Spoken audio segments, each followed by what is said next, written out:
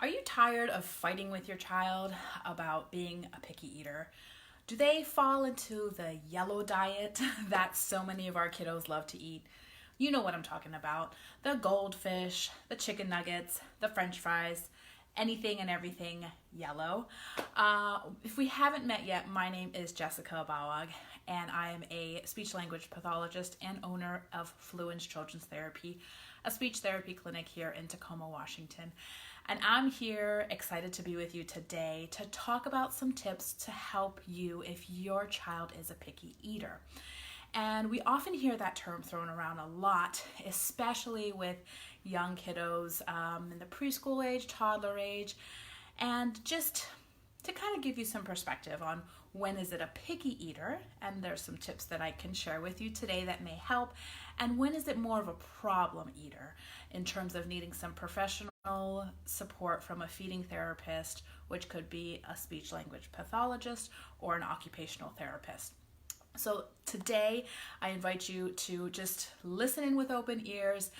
Just like with many other things, there is not a one size fits all in terms of do X, Y, Z, and that'll help and cure your child. It is a process, especially when it comes to eating and feeding. There are so many other factors that come into play. Eating is such a social activity. It can be very stressful if you're really coming up against some stubbornness personality wise, or perhaps your child has had a previous instance of choking or gagging or throwing up when trying a new food. All of that can play into why they may be resistant to trying new foods. So first, let's get some terms out of the way. When it comes to picky eating, we're really looking at kids who may eat a number of foods. So we typically look at kind of the standard is 30 foods or more, compared to a problem eater who eats 20 foods or less.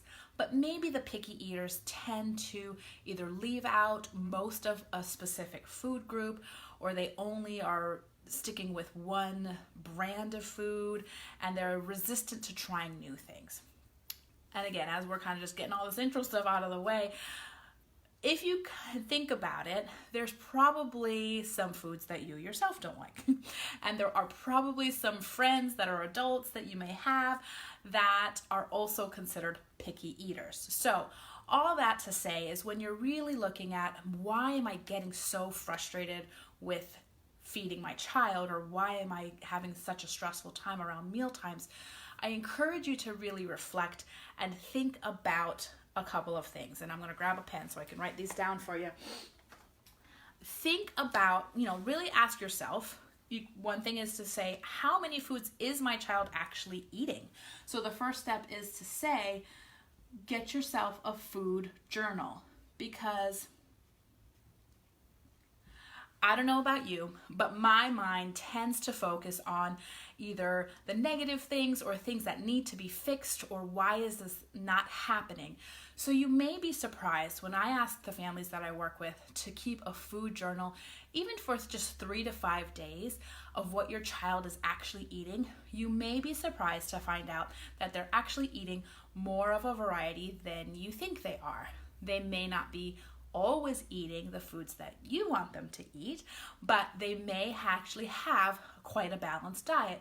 And so if that's the case, then we can talk about some other strategies that might be causing some friction during meal times. So keep a food journal, really get a sense of where your child is. And in the food journal, write down what your child is eating and how much your child is eating and when your child is eating. So what, how much, and when. And that will give you a lot of good information about your child's eating habits. So ask yourself that. The other thing to keep a note of as you're kind of reflecting and taking a step back to get a big picture of things is, what's happening during mealtime? So what does mealtime look like? And that includes, sorry for my messy handwriting here, that includes, where is your child eating? when is your child eating, what happens when you introduce a new food, all of those things. Right now you're just playing detective. So you're just, as mom, just saying, hey, I'm really tired of these meal times that are being so stressful. I just want to know what's going on. Is this normal? Is this typical? Or is there something more that I really need to look at addressing? So get that food journal out, include what your child is eating, how much, when he's eating. Is he grazing throughout the day, or is he eating at certain meal times? And then what does mealtime look like? Is everyone seated at the table? Is the TV on? Is there a tablet? Is your child running around? Whatever it is. And there's no judgment here. It is what it is. It's where you are right now in your journey. You've got to know where you are first in order to move forward and take any steps for change. So that's what I encourage you to do first and foremost. A couple of things, like I mentioned before, next week, next Tuesday, we'll go into more detail about when it's a problem and when it's a problem eater and some therapy techniques that we can use. But today we're just talking more along the lines of picky eaters. And excuse me again, let me grab my pen. We had talked about picky eaters being those kiddos who may eat 30 or more foods, but they're resistant to trying new foods, or it takes them an extra long time to add new foods to their diet, or they have some severe behaviors when you introduce new foods. Problem eaters are much more restrictive, and those are kiddos who eat less than 20 foods. So today we're just focusing on picky eaters. Next week we will talk more about problem eaters and some therapy techniques for that.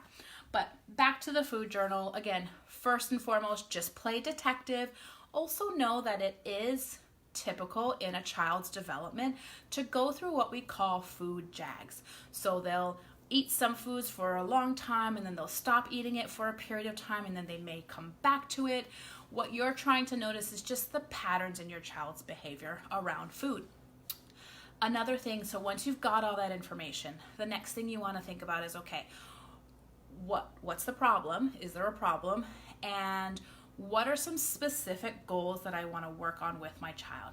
And the reason I say to get real specific is that a lot of families we talk to say, my child's a picky eater, I just want him to eat more variety of foods.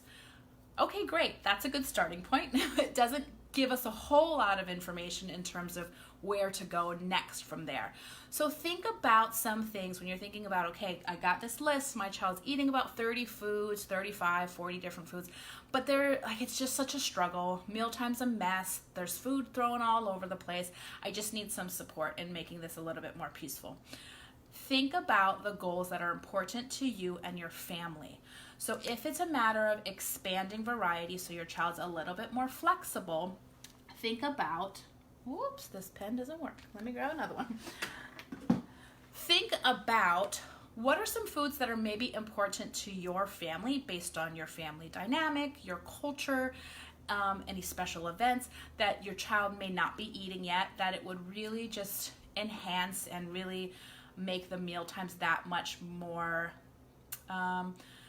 that just flow so much more because your child is no longer struggling against these specific foods. And write those down. So get specific with your goals. Maybe, like growing up for me personally, we ate rice at almost every meal. Growing up in Hawaii, a lot of Asian influences and Polynesian influences, and rice was a staple for us for a lot of our meals, almost every day. We always had rice around. So if I, as a child, did not eat rice, I could see how that could be a real stress point in the family dynamics. So think about, okay, are there things that my child's not yet eating that would really make just our family dynamics that much better? Get specific with goals. And just jot those down. So specific foods or food groups. A lot of kids that we work with are not eating meat or very limited meat. And when it comes to speech development and feeding, they are interrelated a lot of times. Not always, but a lot of them go together in the sense that there may be some sensitivities going on in the child's mouth. Either they're too sensitive, so any kind of new food, new flavor, new texture sends them into high alert and they have some sort of response, whether it's gagging, throwing up, throwing the food, or they're not sensitive enough and they may not be registering in their mouth that there's a food. So any kind of liquidy, soft, mushy food might be hard for them to register, and so it kind of just either falls out or they don't know what to do with it, so they might suck on it or they might gnaw it, and then it's just it's not a great experience for them. So they may prefer things like really salty, spicy, sour foods. They might like really crunchy foods because then they can really get a sense of, okay, there's this I'm eating. Like, it's not a conscious thing, but it's just subconscious. That's what's going on. So if you're thinking how does speech and feeding related, that's one of the ways that they are related. So going back to getting specific with your goals, I digress. Talking about food groups. A lot of times kids that we work with don't eat a lot of meats. So meat might be something that you want to introduce, even if it's starting with some softer meats like some chicken nuggets, if they're not already eating chicken nuggets, hot dogs, sausages, something along those lines before moving into something like steak or something that's really chewy that they got to really get their teeth on. So just think about what's going to be beneficial for your family dynamics, and then get specific with goals in terms of maybe your child only sticks with one brand of food, and you've tried introducing lots of different brands and it just isn't working out.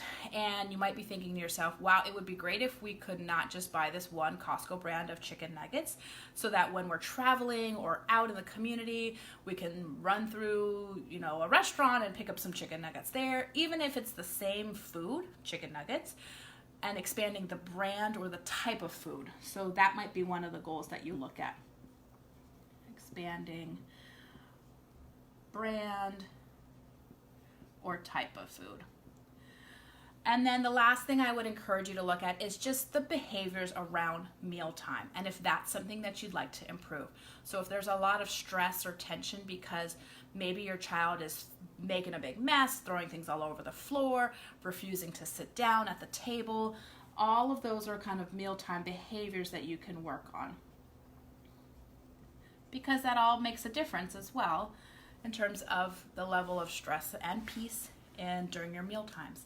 So again, be a detective, get your food journal down, then get real specific with, once you've looked at everything with your food journal, say, okay, I'm noticing that my child eats yogurt and French fries and bananas, but hey, there's no vegetables or there's no really any meat or protein besides the yogurt. Again, all of this is going to be specific to your child and your family, so there's not a one-size-fits-all plan. So it's going to take a little bit of work on your end to just get some ideas down. Now we get into the tips. So what are some things that you can do if you've got a picky eater? One book that I love that I will show you next time is a book called Food Chaining. And the reason, that I love this book, Food Chaining,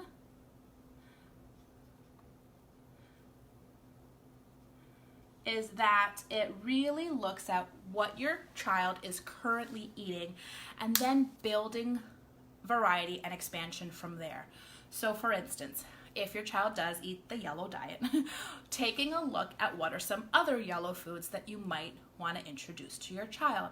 So if they have a diet of French fries, chicken nuggets, goldfish, crackers, anything that's yellow, crunchy, bland flavor, you might look at, okay, let's look at yellow squash. Or if they're super resistant, maybe even adding the colored goldfish. So the purple goldfish, the red goldfish. Again, just tweaking something really small, but you're still adding variety in that sense. So the food chaining goes into a lot more details about that, but it's a book that I love that I'll show you next week with more specific details and ideas from there. But I encourage you to check it out and see from there. So again, you can look at expanding, and I don't know if the camera's going to catch all the way down here, so I apologize. Expanding variety based on a few things. Based on, look at what your child is currently eating, current foods, and then how can you tweak things to add a little bit more variety in a small way so that you're not taking such a huge leap from going from no vegetables to now we're eating kale and spinach and broccoli, and then that might just be too big of a jump for your kiddo. So really looking at how can we do small tweaks, yellow squash, maybe some spaghetti squash, current foods, and then making small tweaks based on color, texture. So texture could be, maybe if your child only eats crunchy foods, you could puree up some of those same crunchy foods. So again, it's the same food, just a different texture, and see if your child will try that. So puree up some of those goldfish crackers or some of those chicken nuggets. It may not sound very tasty to you, but again, we're really focusing on expanding your child's diet to include different types of foods and textures. So if that's a goal of yours, that could be something you try. Color, texture, temperature is another one. Sometimes we'll look at temperature. I don't think I spelled that right, but temperature. So maybe your child loves milk and all they drink is milk. Try different temperatures. Try heating the milk up a little, so warm milk. Try freezing the milk, see if that will make a difference. Again, we're just looking at expanding to different things in small, tiny increments. Color, texture, temperature, because once they get more adaptable to different foods and variety of foods, then you can start building off of that to eventually tweak it enough so it's a whole new food. So those are some suggestions on expanding variety. The other thing we talk to families a lot about is making sure that your child is hungry during meal times. And what that means is when you're looking at how much your child is eating, say you're all having a sit-down meal and your child is finished in a few bites, and then that's when the behaviors start. The screaming, the crying, the throwing the food, the falling off their chair, they're wanting to leave, and you're just starting to sit down and eat your own meal. Well, it may be that your child's not hungry, especially if they've been grazing throughout the day or having snacks pretty often near mealtime. So take a look at how much your child is eating and when they're eating to see if you can really build up their appetite by only having foods available during certain times of the day. So having some boundaries and rules around what mealtime looks like, and it may take a while for you to get that established, but those boundaries can set such a solid foundation for when you're trying to add different varieties. So oftentimes we'll talk about making sure meal times are set in terms of where meal times are happening, when they're happening, and what the procedure per se is. So instead of throwing your food on the floor, teaching your child, okay, if you're done, put your bowl in the sink, or whatever the case may be. So I know that was a lot of information, but hopefully, like I said, when it comes to feeding and picky eating, there's not a one-size-fits-all plan for every child. It's really a matter of being a detective, taking a look at what your child is currently doing, using that information and thinking about your daily life and where you'd like your child to be, and setting some specific goals in terms of what your child could expand upon, and then thinking about what can we do to expand that variety. And keep in mind, it could take anywhere from 10 to 20 exposures of a certain food and before your child actually starts to even try it. And when I say exposure, it could even mean, okay, for the first 5 times, they just tolerate it being on their plate.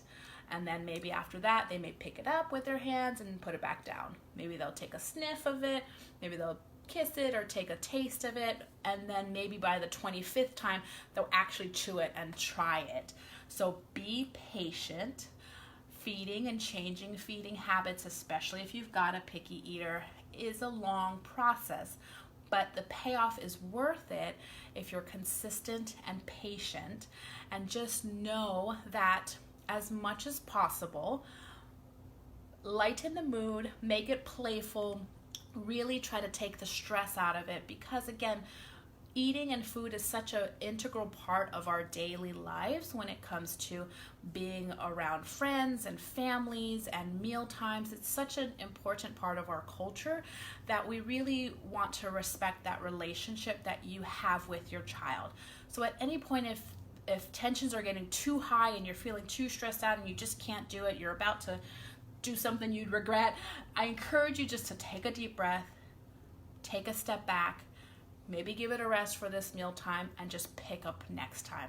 So it is a balance of being consistent so that your child knows what the expectations are, but also maintaining that relationship with your child and knowing when to pull back, and really kind of keeping some of these tips in mind. It does take a while, but again, it is possible.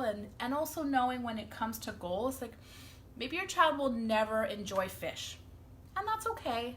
Maybe your child will never like green vegetables. All right, maybe they eat carrots and squash, and that's okay with you. So really think about how far you want to push and when is okay.